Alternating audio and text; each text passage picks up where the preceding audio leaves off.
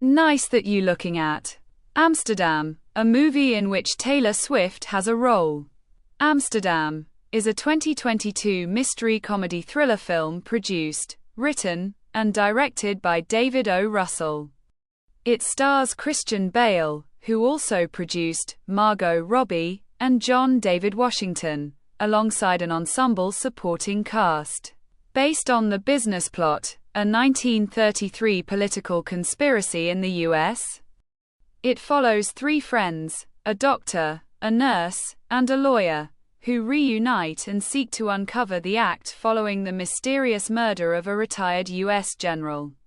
Filmed in Los Angeles from January to March 2021, it is Russell's first film since Joy, 2015. Amsterdam premiered at the Alice Tully Hall on September 18, 2022, and was released theatrically in the United States on October 7 by 20th Century Studios. The film received generally negative reviews from critics, who criticized Russell's screenplay and direction, as well as the lack of chemistry between Robbie and Washington. It was also a box office bomb, with estimated losses for the studio of over $100 million. In 1918, a man named Bert Berenson is sent by his estranged wife's parents to fight in World War I. While stationed in France, Bert befriends African-American soldier Harold Woodman. After sustaining injuries in battle, Bert and Harold are nursed back to health by nurse Valerie Vandenberg. After the end of the war, the three lived together in Amsterdam. Bert returns to New York City to be with his wife. Harold begins a romantic relationship with Valerie. Valerie, however, eventually abandons Harold, who also returns to New York. 15 years later, Bert has opened his medical practice treating veterans of the war. Harold is now a lawyer, and they have not heard from Valerie since they left Amsterdam. Harold asks Bert to perform an autopsy on Bill Meekins, a senator who served as the commander of their regiment during the war, at the behest of Meekins's daughter Elizabeth, who believes that he was murdered during his recent trip to Europe. Aided by medical examiner Irma St. Clair, Bert performs the autopsy, which reveals poison in Meekins's stomach. Bert and Harold meet with Elizabeth to talk about the autopsy results, but she is soon killed when a hitman pushes her into traffic. The hitman frames Bert and Harold for her death, and they flee as the police arrive. Bert and Harold try to find out who told Elizabeth to hire them. This leads them to wealthy textile heir Tom Vose, his patronizing wife Libby, and Tom's sister Valerie, whose real surname is Vose. Valerie had persuaded Elizabeth to hire them, knowing that they were trustworthy. Valerie is under constant supervision by Tom and Libby, who claim that she suffers from a nerve disease and epilepsy. They were actually poisoning Valerie to keep her compliant. Bert and Harold talk with Tom, who suggests that they talk to General Gil Dillenbeck, a notable veteran who is friends with Meekins, to learn who accompanied Meekins on the trip, and might have poisoned him or be able to lead them to the person who did. While Bert attempts to contact the general, Irma visits him at his medical practice. She says that she was attacked and her wrist broken while trying to bring him the autopsy report, and the attacker took the paper from her. After resetting her wrist, Bert kisses Irma. Meanwhile, Harold and Valerie notice that the hitman, Tareem Milfax, has been watching the house. They follow him to a forced sterilization clinic owned by an organization known as the Committee of the Five. After a fight with Milfax, Harold and Valerie reunite with Bert. Valerie takes them to the Waldorf Astoria, New York. There, they meet Paul Canterbury and Henry Norcross, Valerie's benefactors from Amsterdam. They are secretly spies in the intelligence community. The Committee of the Five is a cabal in the US with ties to Germany and plans to overthrow the American government.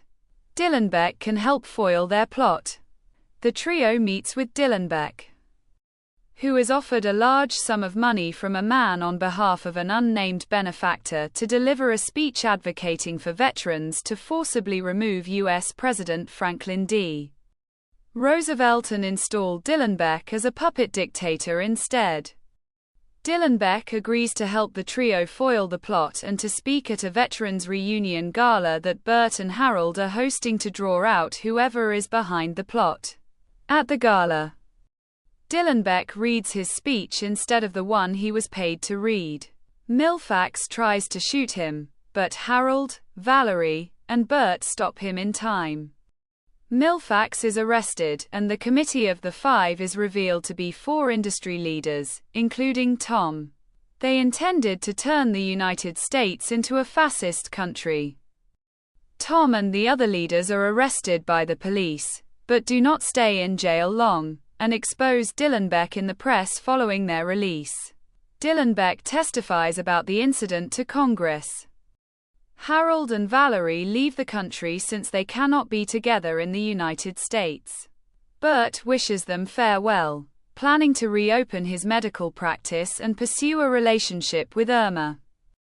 In January 2020, New Regency announced the development on an untitled film written and directed by David O. Russell and starring Christian Bale, with filming expected to begin that April.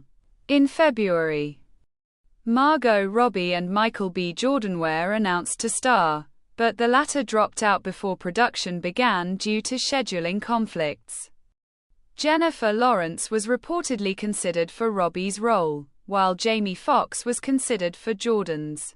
In October, John David Washington was cast as Jordan's replacement. The rest of the ensemble cast was revealed between January and June 2021. Much of the cast worked for scale, and Bale took less than his typical $5 million fee while Malek earned a 6-figure salary. The conspiracy underlying the plot of the film is loosely based on the business plot, a conspiracy to oust President Franklin D. Roosevelt in 1933. De Niro's character, Gil Dillenbeck, is based on General Smedley Butler, who testified before the McCormack-Dickstein Committee in 1934 regarding the conspiracy. Most other details of the conspiracy depicted in the film, including the Committee of Five, its connections to Nazism, and the names of most of the individuals involved, are fictionalized. The rally that occurs at the end of the film may have been inspired by the 2017 documentary film A Night at the Garden, which depicts a 1939 Nazi rally at Madison Square Garden. Although the main trio of characters in Amsterdam are fictional, the film accurately depicts aspects of the 369th Infantry Regiment, which fought in France in World War I and consisted of African Americans serving under mostly white officers. The film also has the 1932 bonus march as a major background event, and Dillenbeck's speech at the event is based on a similar speech delivered by Butler. The film was previewed at the 2022 CinemaCon on April 27, 2022. The trailer was released on July 6, 2022. Set to 10 years after his 1971 song, I'd Love to Change the World, an edited version of the trailer was shown in theaters, revealing the film's release date as October 7. Character posters were released on September 12, 2022. Disney and Regency spent an estimated $70 million on global promotion.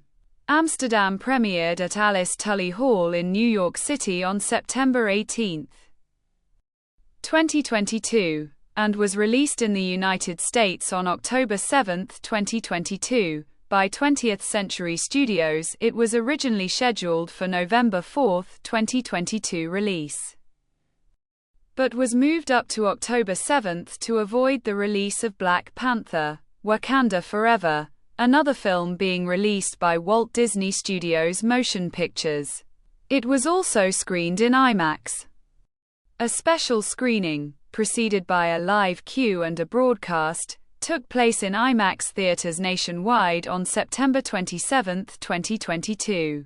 It was released for VOD on November 11, 2022, and on Blu-ray, DVD and 4K UHD release on December 6. On the review aggregator website Rotten Tomatoes, 31% of 261 critics' reviews are positive.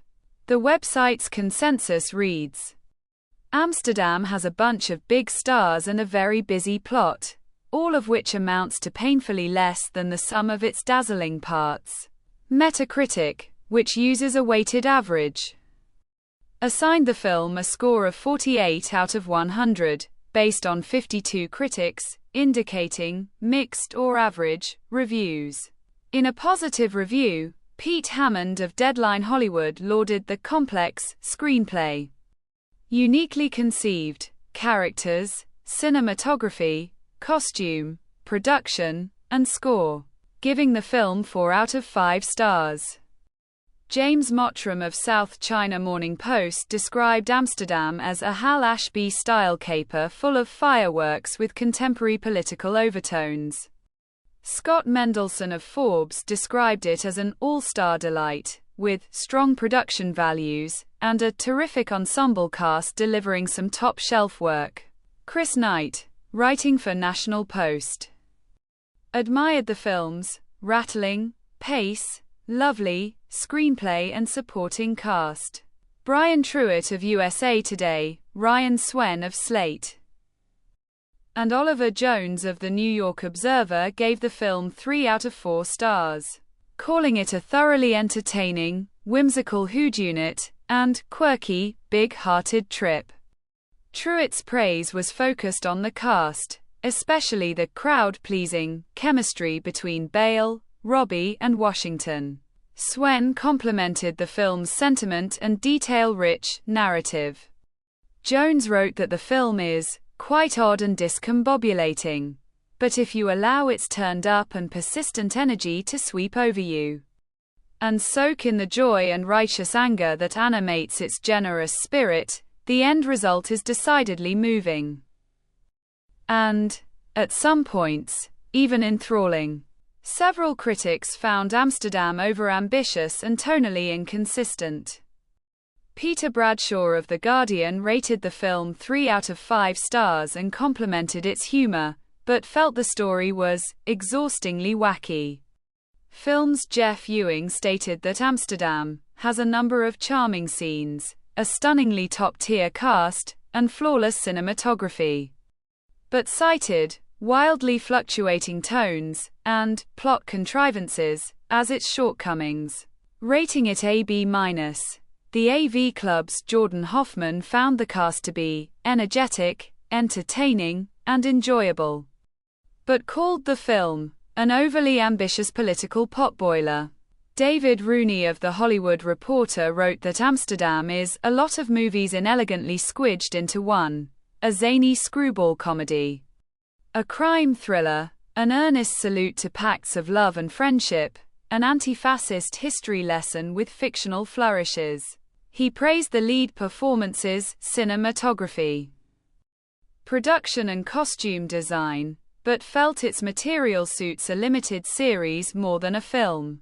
Paste's Aurora Amadon praised the vibrant, no-frills cinematography, whip-tight editing and the cast's incredible performances, despite the bewildering story.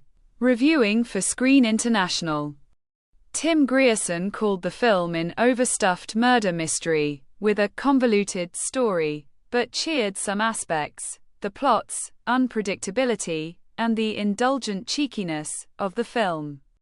Variety critic Peter Debruge dubbed it a beautifully shot, yet overstuffed social satire, with intelligent ideas poorly executed. This is the end of the video. Don't forget to subscribe. See you next time. Bye.